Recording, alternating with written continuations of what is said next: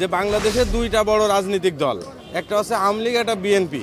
আওয়ামী লীগ আর বিএনপির ভিতর আসমান আর জমিন পার্থক্য ভাই। আপনি নিশ্চিত থাকেন জিয়াউর রহমান আর শেখ মুজিবুর রহমান এক না।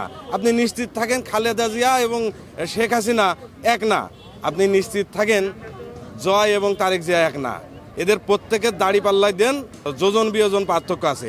জিয়াউর রহমানের সন্তান তারেক জিয়া যদি বাংলাদেশের ক্ষমতার মসনদে বসে, আপনি সুনিশ্চিত থাকেন বাংলাদেশটা ভালোভাবে চলবে।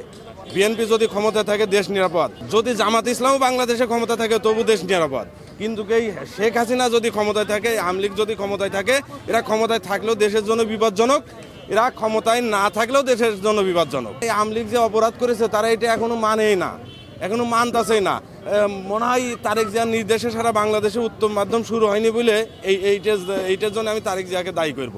উনি যে সারা বাংলাদেশের মানুষকে বলেছে তোমরা শান্ত থাকো, এই শান্ত থাকাটাই আমার মনে হয় আওয়ামী লীগের বিচার না হওয়ার একমাত্র কারণ। এরা এখনো কি মনেই করে না যে দেশে কোনো অপরাধ অন্যায় শেখ হাসিনা করছে? মনেই করে না।